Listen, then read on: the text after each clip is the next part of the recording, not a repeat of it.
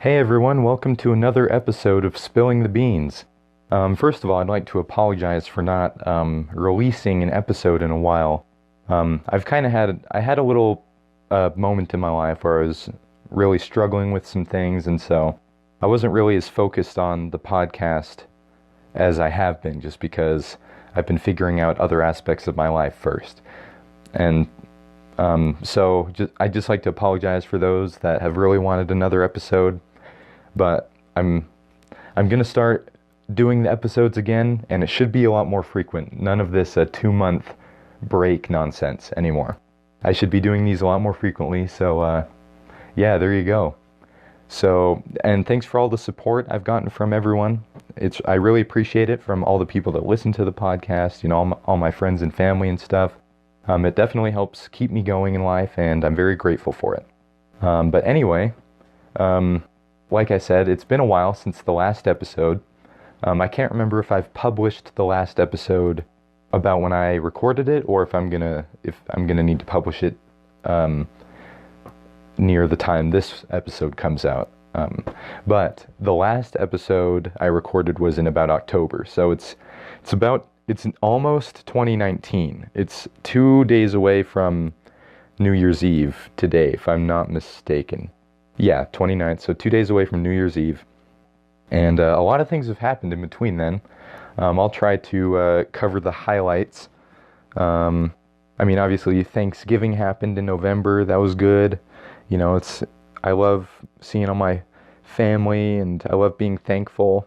I did this thing that I've done in the past where I give people notes about how thankful I am for them, just because it's Thanksgiving, and it's a time where a lot of people focus on gratitude and being thankful, and I think it's a good opportunity to really let people know how grateful you are for them. I think that you shouldn't have to wait for the holiday to be thankful and show your gratitude, but you might as well take advantage of the set aside time and really focus on that. And so that's what I did. It was a lot of fun. I had a lot of pie. That's one of my favorite Thanksgiving traditions, and all the other food. You got turkey, mashed potatoes, dressing, stuffing. Dressing is what Southern people and my grandpa call it. Yeah, it was a lot of fun. Got to see the family on both sides. We had Christmas. Obviously today is the 29th, so we had Christmas 4 days ago, and that was awesome. Christmas is awesome. I love celebrating the birth of Jesus Christ, and I love being able to, do service for other people around this time, and, give people things, and just watch as people, are nice and give you things. That's also a good thing. And, presents are fun, spending time with family and such. I got a lot of fun things for Christmas. I got some memory foam pillows for my bed. They're the nicest thing ever. My bed is complete now because I have, these pillows. I got this weighted blanket. I have this really nice mattress. My bed is just perfect.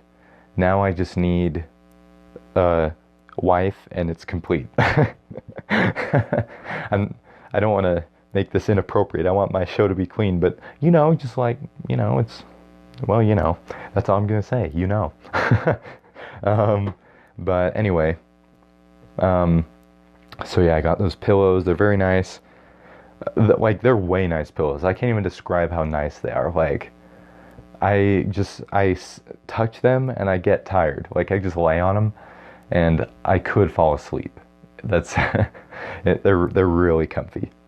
I got a bunch of puzzles from this artist that I like. His name is Eric Dowdle. He does a lot of paintings about locations in Utah and kind of historical events and things, and they're really cool paintings, and I love getting the puzzles of those paintings. I got a bunch of them for Christmas, and they're like the 1,000 piece puzzles, so they take a long time to do, but I think they're so fun. I love puzzles. One of my friends in high school really got me into them, and they're just so much fun. I love puzzles. Um, I got a few paintings from my sister that she created in her art class. That was fun. One of them's about Superman and the other one's about Donkey Kong. I love Donkey Kong. He's probably my favorite Nintendo character. Um, and Superman, he's one of my favorite superheroes. And so he's awesome. Although, so it's a painting of the Henry Cavill, I don't know how you say his last name, but the most recent actor for Superman. The painting is of him. I'm kind of curious though how they're going to work with him in future DC movies, because I heard that he quit. So maybe they'll get another actor or something. I'm not sure, but anywho, that was a fun present. You know, Secret Santa was fun. Yeah, in our family we do the Secret Santa thing. I think it's fairly common where, you know, it's like the 12 days before Christmas or whatever. You give your secret person, we just have it be a family thing. So each person in our family is someone else in our family. And each person, you know, gives their assigned person a small gift every day, and they keep giving them a gift. And then on the final day, we reveal who we had and things like that. And it's fun to kind of like guess who it was. And I knew who it was the third day, because I think the first day I got like some candy and stuff, and it was kind of neatly wrapped. And so I'm like, oh, okay, this is neatly wrapped. So it could have been one of my sisters that's more into that, or my mom or something. And then I got something else. I can't remember, probably another candy thing or something. And then I got this, I got this rubber ducky with a Santa, like with a Christmas hat. And I immediately knew that it was my sister Haley, because she likes cute things like that, and she's totally the type of person to get things like that. And so I immediately knew it was her from that day forward, and it was super obvious the rest of the time. I got like this cute stuffed dinosaur. I got like this squishy gorilla toy that like you can squish its head and its eyeballs come out. And so that was fun. My gift was really simple. I had my mom, and I just gave her a bunch of Werthers the whole time. I started like with one Werther a day, and then I increased to 2, 3, and then whatnot. And it's one of the few things she can eat and not have like an adverse reaction to. So I figured, you know, I'm just going to play it safe and just give these to her the whole time. So that was good. What else did I get? I mean, I got a bunch of stuff in my stocking. I got several boxes of Mike and Ike's, so that's fun. My family knows I love Mike and Ike's. That's probably my favorite candy. Oh, I got a few movies. I got the Godzilla movie from 2014. I love those movies. I think they're so cool. It's probably just the inner bro in me that just likes watching lots of buildings be destroyed and giant monsters. You know, why wouldn't you like that? And that's what I've heard Pacific Rim is about. I've never seen Pacific Rim, but I've heard that if I like the Godzilla movies, I'll probably like those. And so, I mean, the idea of giant robots fighting giant kaiju, I believe that's what they're called, and a kaiju is basically like a giant monster like Godzilla or Mothra or something. But anyway, oh, and about buildings being destroyed, I just have to bring this up because people always make they make fun of me for enjoying the movie Man of Steel. First of all, if you don't like Man of Steel and you're going to make fun of me for liking it, you can just go to bed, all right? Because I actually love Man of Steel. But anyway, the thing that upsets me is people, they'll get upset. They'll be like, well, it's so dumb. Like, Superman's so dumb. He's like, they're just destroying all the buildings in the city. Just be careful, Superman. Like, what's wrong with you? You're not Superman if you're, you know, and so on. And I just have to say, okay, look, mister, the final battle with Zod and Superman, it's two Kryptonians fighting each other. It's like two Supermen battling. There's going to be a lot of destruction, people. Superman is like the most powerful superhero ever. He's one of them, you know, before you comic book fans get all over me. He's one of the most powerful. And so there's going to be a lot of destruction. Plus, I mean, it makes for great cinema. Giant buildings being destroyed. Like, why wouldn't you want to see that? Why are you complaining? Okay, I think I might have already complained about this before, but it's kind of like with The Last Jedi. It's like, if you don't like The Last Jedi because of all the things involved with like hyperspace and science and whatnot, this is what I have to say. You're watching Star Wars. They have aliens, and there's sound in space. There's the Force. Like, how do these things not upset you? Like, if you're really going to pick apart movies like this, of course you're not going to enjoy it. If you want to watch something more scientific, watch the original Star Trek or something. I mean, they at least like have explanations for all their technology, you know? It's like what the famous Rhett McLaughlin said. Star Trek is the thinking man's Star Wars. And it's just, I don't know. If you're really going to pick apart movies like that, watch a documentary instead, okay? You watch movies to have a fun time. Like that scene in Star Wars where, you know, Admiral Holdo takes the Rebel cruiser and goes light speed into Snoke's ship. You can complain about the science and whatnot, but that made for a great cinema. That was like the coolest scene in the movie. It goes completely silent. It goes completely silent. You know, it's like slow motion, this huge explosion. It is so epic. I remember in the theater watching that, and everyone gasped in like awe because of how cool it was. Anyway, I get upset about things like that, if you couldn't tell. Anyway, back to Christmas. So yeah, I got the Godzilla movie. I also got Ratatouille. That's got to be my favorite Pixar movie ever. It is rare that I watch a movie and can't think of like anything that's wrong with it. And that's how Ratatouille, Civil War, and It's a Wonderful Life, and Mr. Smith Goes to Washington are for me. I can't think of a thing that bothers me about the movie. Not a little thing. But yeah, Ratatouille is it's a great film. So I got that finally. Trying to think, I got this like cross stitch in my stocking. It's like a Mario cross stitch. And I've never done cross stitching before, but I got it. Excuse me, but I got it, and I'll try it out, you know, maybe I'll enjoy it. But it's Mario, so I'll have fun. Yeah, I think I think that's pretty much what I got. If I forgot some of what the girls gave me, I apologize. But mostly what I asked for, it's mostly just practical things. And so that's kind of the point I'm at right now. I just asked for practical things. But anyway, so that was Christmas. It's almost New Year's. So I've been trying to think of some resolutions. And again, it's kind of the thing where I don't want to wait for the holiday to make resolutions. I hate the whole concept of New Year's resolutions. Just like, why are you going to wait until the end of the year to make some plans for the next year? Why do you have to wait for these boundaries when you can just begin immediately? You know, why can't you improve yourself immediately? I don't know. That's just never made any sense to me, and I hate that idea. But I mean, again, if it's going to be celebrated on a wide scale, then you might as well take advantage of the moment where everybody's thinking about it and spend some time thinking about it. So I've been taking some extended time to think about kind of what I'm going to change this upcoming year. Something I'd like to do is go on more dates.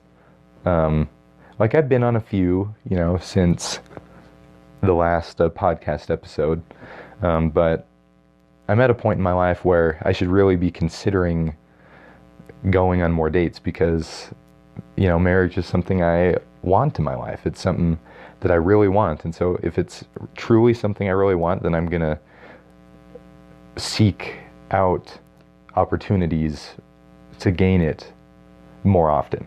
In other words, I'm going to go on more dates.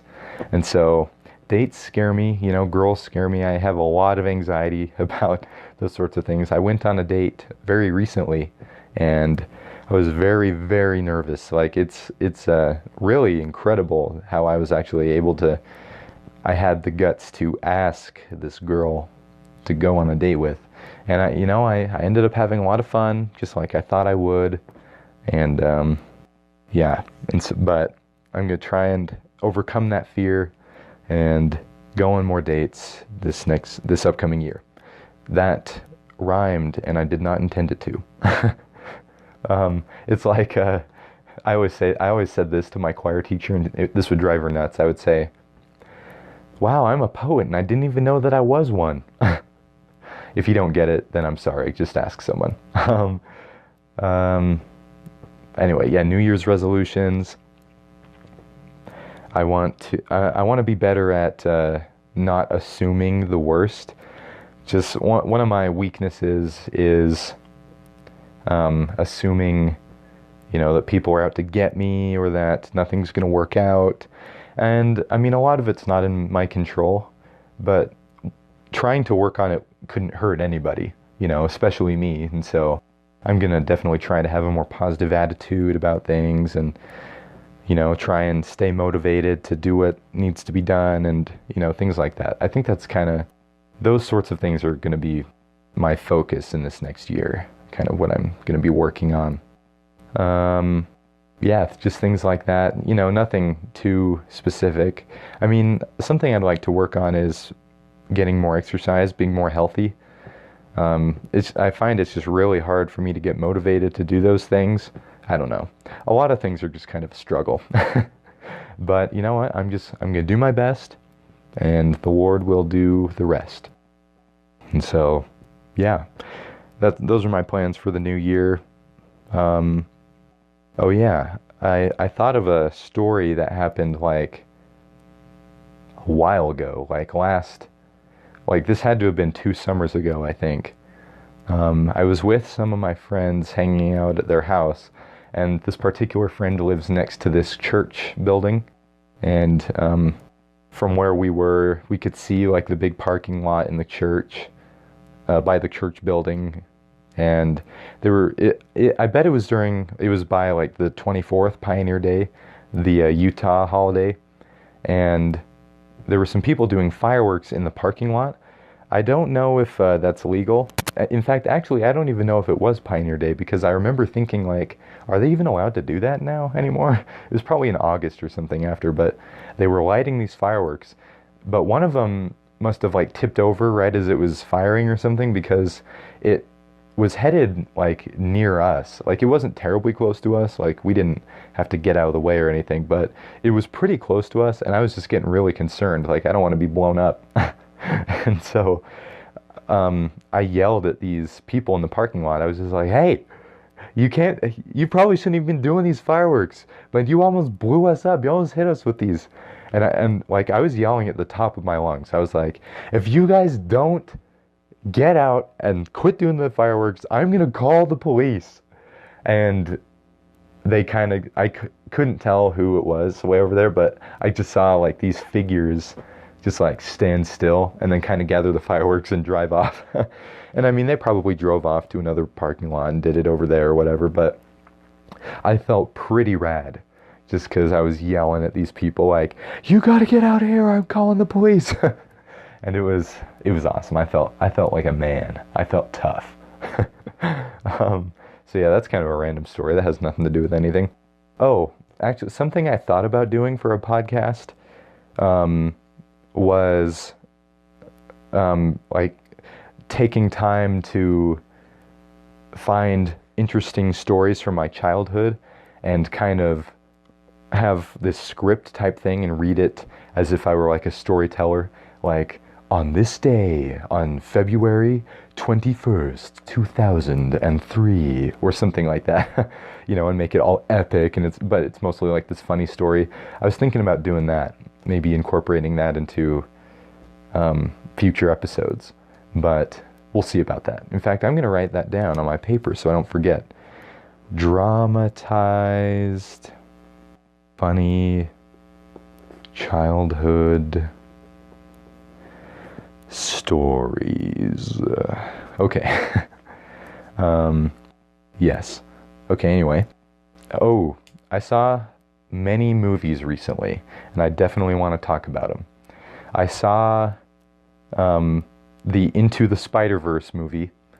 It came out. It's like this Spider-Man movie. It's not part of the Marvel Cinematic Universe. It's a Sony movie. Because I guess I don't know the legalities about who has the rights to Spider-Man and whatever, but yeah, it's about this guy named Miles Morales who, there's a Peter Parker in his dimension, but he dies.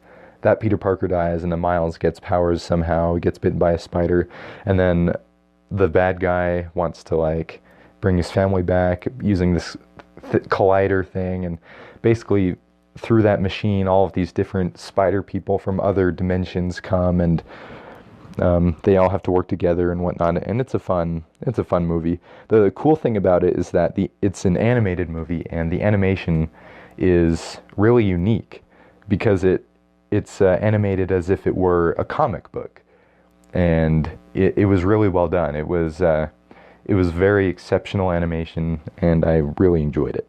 And the story was really cool. It was funny. It was a good movie. I think it might be a little overrated for various reasons, and I'm not going to say why because I want people listening to this to get upset with me. But I do think it's going to be a little overrated, kind of how I felt about Wonder Woman. Like, I love Wonder Woman, but when it came out, people were just they were head over heels about the movie, like, oh, this is the best movie ever, best superhero movie ever. And I was just thinking, like, that's a pretty big claim. I don't know about that.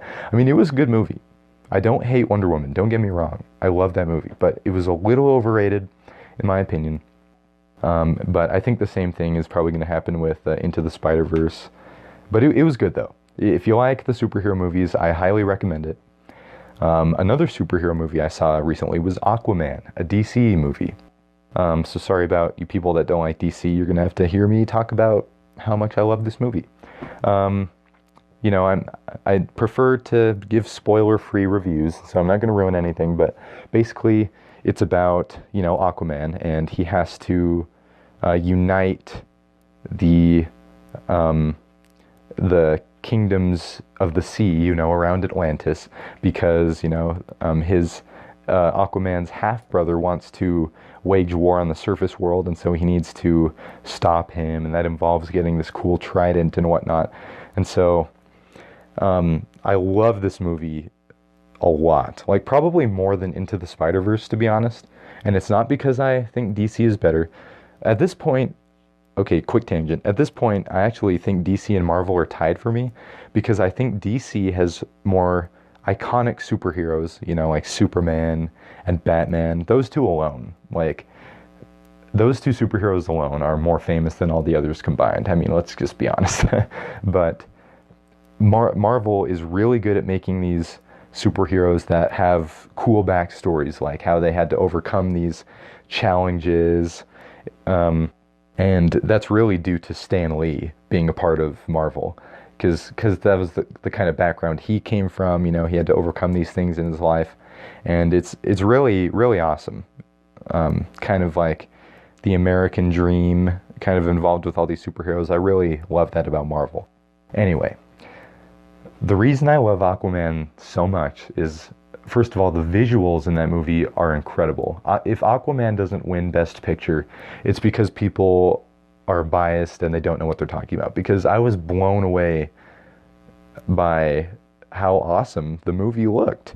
I mean, a lot of it takes place underwater, and that's kind of a tricky situation because you could make it not as cool underwater, but it was super cool. And I mean, when they spoke underwater, it wasn't annoying, like it wasn't Merman, like, "Here, man, I will get you," He didn't sound like that or anything, or any of the characters didn't sound like Merman.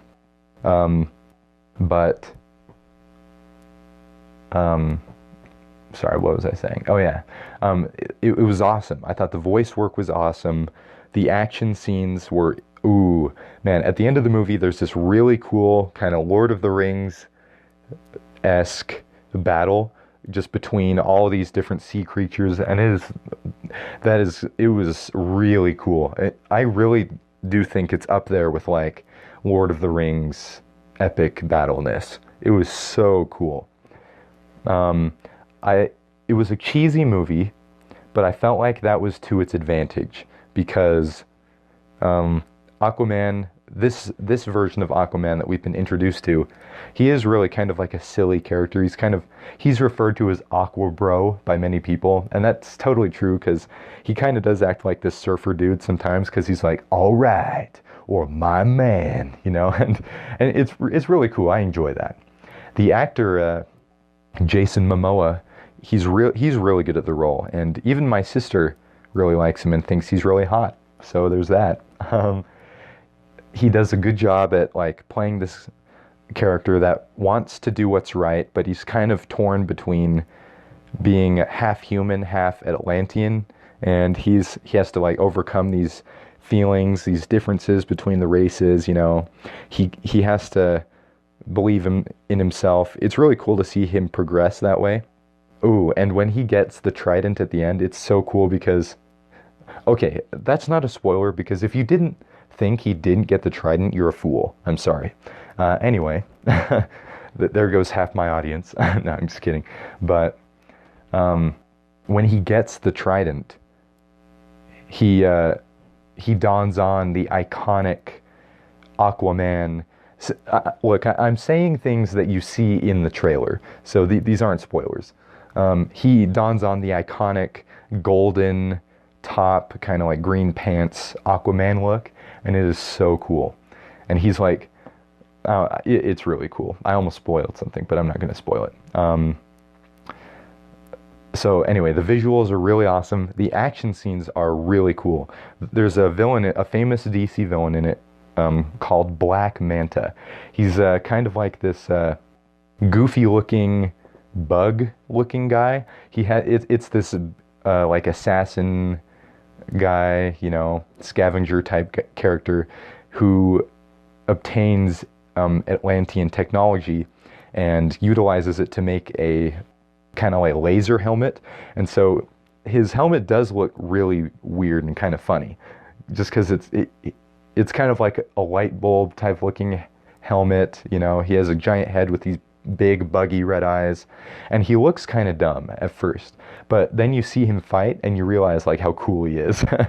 Because he shoots these lasers out of his eyes that just explode everything. He has all these cool gadgets with his suit, and he totally just rips Aquaman to shreds. Not literally, of course, because this is just PG-13. But he really beats up Aquaman hardcore. I mean, ultimately he gets beaten, but he is really he is just a tough character to face. And they really did a good job of making his backstory cool and making him a really cool villain. And but he was awesome. The action scenes throughout the movie are awesome. The story is relatively basic. It's like, I have to stop my half-brother. It's kind of similar to Black Panther in the way that, like, his relative is trying to get the throne, but he has to stop him, and kind of like that. It's similar to that, but it's not copying it, though. I didn't feel like Aquaman was trying to copy Black Panther at all. But anyway, yeah, the story, it is kind of a basic story, but because just how visually gripping and like cool the movie felt, that wasn't a problem. The basic story, the story was easy to understand, and the awesomeness of the rest of the movie made it work. I thought it was a fun movie. It's not terribly complex. It's a fun movie, and I highly recommend it to anyone, DC, Marvel, whoever. And they had a lot of good acting choices. They got the guy that plays like Jango Fett in the prequels as Aquaman's father, and I thought he did an awesome job. They got Nicole Kidman. I'm not sure what else she's in. I think she was in one of those old Batman movies or something with like Val Kilmer. I can't remember, but she plays Queen Atlantis. I can't remember her name. Atlanta. I think it's Queen Atlanta. But she does a good job. The main guy, Jason Momoa, does a good job. They got Willem Dafoe to play like Aquaman's mentor. He did a good job. I thought Patrick Wilson did a good job as King Orm. they had a lot of good casting choices. Oh, I loved the guy for Black Manta. I can't remember his name, but he's really cool. I loved the movie. I can't think of all the reasons I love it right now, but I really enjoyed it, and I would totally be willing to watch it again in theaters. Um, okay, so Aquaman, I saw that, and I also saw Bumblebee recently. That's the last one. My good friend Carter Reading from the past episode that I did with him, he invited me to the movie, and we had a great time watching it. And it was a really good movie if you know a little bit about Transformers. Not anything to do with like the past Transformers movies directed by Michael Bay, but just like anything about Transformers. I really enjoyed Bumblebee. When I got a haircut recently, one of the people getting a haircut said that he liked Bumblebee more than Aquaman. I disagree. I honestly thought Aquaman was better, but Bumblebee was really good though. And I'm going to talk about why I really liked it. And I'm not super into Transformers, but I have a lot of good things to say about it. So with Bumblebee, you know, we figure out kind of like how he loses his voice and why he needs to use the radio and stereo to speak. You know, the iconic Bumblebee trait. We get to see like, so this movie this is kind of like a backstory. I don't know if this is like a prequel type movie or if it's a reboot. I'm not sure what they're going to do, but this movie takes place in 1987, and so I was a big fan because, you know, it's a lot of 80s things, you know. They make references to that weird show Alf a few times in the movie. They have a lot of 80s music. That's something I loved about the movie. You know, obviously I'm biased about that. But something I really liked about it was that it took place in the 80s, and here's why. Because if I'm not mistaken, that's when the action figures for Transformers came out. And that's when the first Transformers TV show aired, was in the 80s. If I'm not mistaken, you know, don't quote me on that, I don't know for sure. But it was very appropriate for it to be that time. And I thought that was a very wise decision on part of the story writers or whoever's in charge of that. It was a cheesy movie, you know, and some lines you're just like, oh brother. But I thought that was to its advantage because, you know, Transformers were action figures before anything else. They were designed for children. And so I think it's totally appropriate to have kind of this kid, fun, children's adventure. But it was also PG-13 just because of like language and crazy action and stuff. And so I thought it was a good blend of kind of like cool teenager rating plus like cheesy children's dialogue type thing, if that makes sense. And I thought it worked for it. The thing with the the Michael Bay Transformers movies is that, well, the director is Michael Bay, and he's known for making like a lot of explosions and, you know, a lot of action in them with not really the best story lines. I guess that's kind of what the other ones were criticized for. But this one had a good story. It had a good story for Bumblebee, and also the human girl that's a big part of the movie. She had a compelling backstory too that tied in. It was heartwarming, you know. I didn't cry during the movie, but you know, it was heartwarming. It was a good experience. Sorry, I just lost my train of thought. Oh, and so it was a good story, and it had action in it. So, like, you weren't bored out of your mind like I would have been if there was no action. It had its fair share of action sequences, and I thought it was really cool. I guess something I do need to penalize it for is that I feel like there were a lot of unoriginal aspects of the movie that I saw. Like, there were a couple moments, I'm going to admit, I'm not going to say which parts of the movie, but there were parts of the movie where I thought, oh, this whole scene is totally just like the scene in this movie or this movie. Just like, this isn't very original, you know? It's like they're kind of playing it safe with this movie, which is totally understandable because they want to kind of rekindle the excitement for the Transformers franchise, but not go overboard and take a risk that people are going to not like it and then just lose interest entirely. And so I understand why they did it, but I mean, I gotta penalize them for that. Sorry. It was a good movie though. It was cool. If you want to know what individual scenes I'm talking about, and you've seen it, talk to me personally. But anyway, I saw that movie. It was cool. Had a great experience with Carter. Great person. Yeah. Alrighty. So another thing I wanted to talk about was video games. I can't remember if I've already talked about video games in a full episode, but I just wanted to kind of talk about this couple things related to video games that have happened to me recently. So my family acquired another computer because our other one was getting slow, and so we got another one so that it could work a lot faster and process things better, you know, just be up to speed as far as computer technology is concerned. And so we got a new computer, and now we have two computers. And then it was actually it was a miracle, because right as we figured out the new computer, minutes after we got it up and running, our old computer just broke. And so that we were stuck with having one computer again. So we got that one repaired, and my dad fixed it and whatnot. And so basically we have two computers now, and that enables me and my dad to play video games on the computer together occasionally, and it's a lot of fun to do that.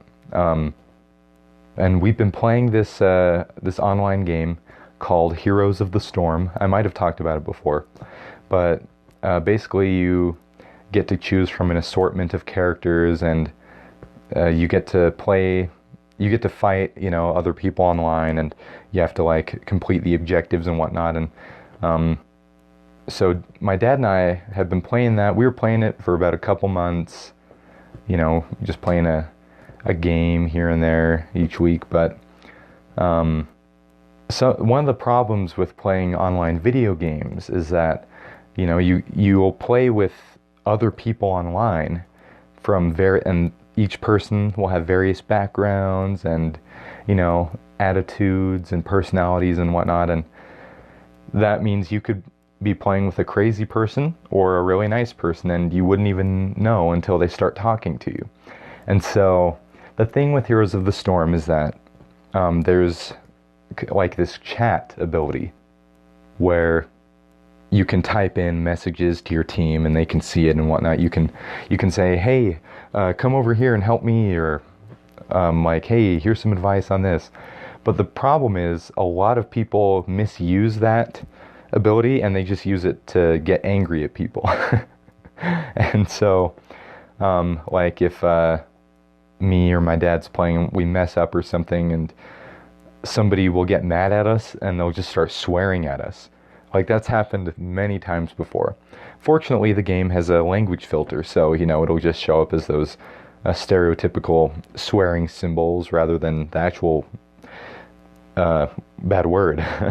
But it doesn't feel good to have somebody swearing at you regardless, And one time I was just getting really fed up with it. This person was getting angry with me, and I'm just gonna admit it. I typed something in I probably shouldn't have. It wasn't a swear word technically, but I was just like, hey, you can't. Basically, what I said was, and I'm really embarrassed about this. I said, hey, you can't. Okay, so backstory, like, just to explain the situation, maybe I wasn't playing as well as I could be with the character I was, and the person on my team was just like, dude, what is wrong with you? I'm going to report you for being so bad at this game. And first of all, that's not a valid reason to report somebody, because there are bad people that play video games. They're not, the people aren't bad. They're just bad at the game. And you can't get them in trouble for being bad at the game. Like, that's not a crime. If you really think that it's a crime to be bad at a video game, you need to graduate from Joy School again. Or maybe you didn't in the first place. But anyhow, he was getting mad for and swearing for totally bogus reasons. And I was just so fed up with it. And I was just like, you can't report people for reasons like that. And then I kind of asked this question, like, am I able to report you for being and it's technically not a swear word, but I said the word that means donkey, a jack A. And that's as bad as I've ever gotten people. I promise I never called anyone anything worse than that. But that's still unacceptable. Obviously, that's not okay. That was not the appropriate response. And it was kind of after that I was just thinking, maybe I just shouldn't play this game if it's going to lead me to act like this, really immature and, just, it's just not a healthy way to respond, to call people jack A's. And so I was talking with my dad just about this guy that was making me upset. And I was just like, well, no, he said that, is it even worth playing this game if people are just going to get upset? And I was just thinking, it's really not. So I uninstalled it on our computers, and me and my dad aren't playing it anymore. And we both agree it's for the better. Just we don't want to interact with crazy people. But anyway, there's that. So it really is an interesting experience to see kind of what kind of people, like, there are a lot of different people that play these games. A lot of them, they really act as if their whole life revolves around this game, and if they lose, like, they're going to be sentenced to death or something. Like, you mess up and the person's like, I hate this bleep. Like, you bleep and bleeps are the worst at this bleeping game. And and I'm just sitting there thinking, like, what, you're swearing because of this? Like, this is a game, dude. Like, grow up. And it's just like, if this is really the most important thing in your life, your priorities are askew. I mean, I don't say that to all these people, but I'm just thinking, like, this is so crazy. Like I don't get upset if I lose. Sometimes I do, just because, you get into it. But that's kind of like a lot of sports and things. You get into it and you don't want to lose. But I don't swear at people, and I never like criticize people because of their performance. I've gotten after people in a tasteful, respectful manner, saying like, hey, quit picking on this person just because they're not doing what you think they should do, you gotta lay off this guy or whatever. But there are a lot of nice people that play the game too. Like, you do something good and people will say, hey, that was a really good move, good job. And that's cool when your teammate recognizes those things. Or if you do something that wasn't optimal, it's nice when they give constructive feedback, like, hey, next time, I recommend trying this strategy or whatnot. They try to help you instead of just instantly like tearing you down, saying that you're a bad person for not being good at a video game. But it really was an interesting experience. And that was just like chatting. Like, I can't imagine.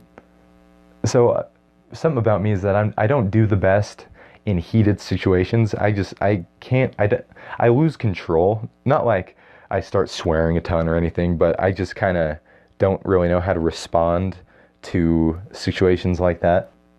And so I can't imagine how I would respond if it were like a voice type situation. Because many video games, you can wear a headset and it has a microphone attached to it. You can speak to your teammates and you can also hear what they have to say. And so you could probably get into arguments that way, and that's not something I want to do. And so, anyway, yeah, there's that.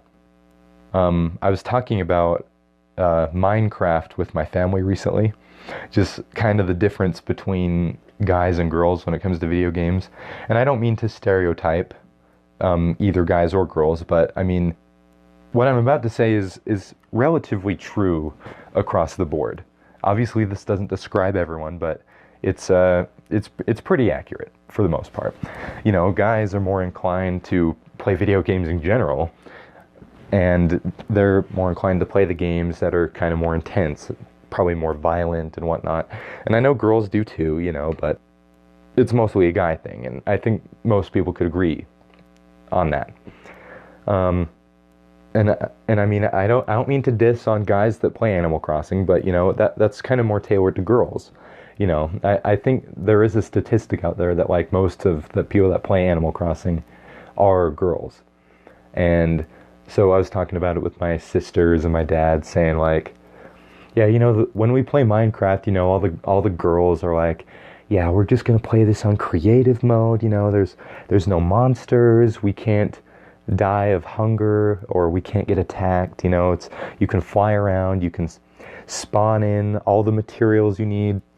Whereas me and my dad, we always play Minecraft on survival mode, where you have to not die. You know, you have to always have a food source so you don't run out of food, and you have to search for the materials. You can't just, you know, create them out of nothing. You have to find them, you know, and there's monsters that can kill you. You can die from falling and stuff.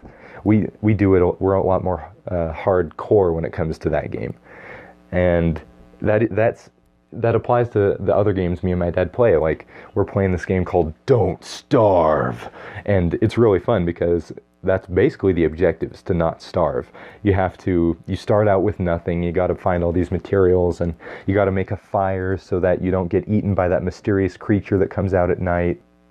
You know, you got to find food, and you know, you got to like not be attacked by wild animals and stuff. It's my sisters would hate that game, and they don't even really like watching me and my dad play it.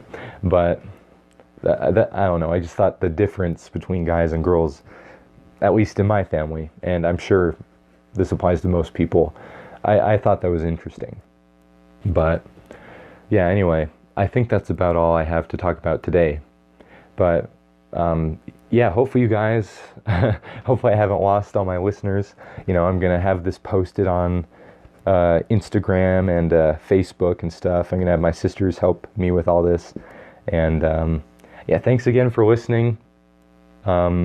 I really do enjoy doing this. I wasn't in a good mindset the past little while, but I'm going to really try and get this up and running again. I'm really gonna have to consider doing that like dramatized funny childhood stories thing, because that really does sound like a lot of fun. Maybe I'll ask my family what they think of that idea and see it, and I'll try it out or something. But anyway, thanks so much for everyone that listens. I really appreciate it, and I'll see you guys in the next episode. Sayonara.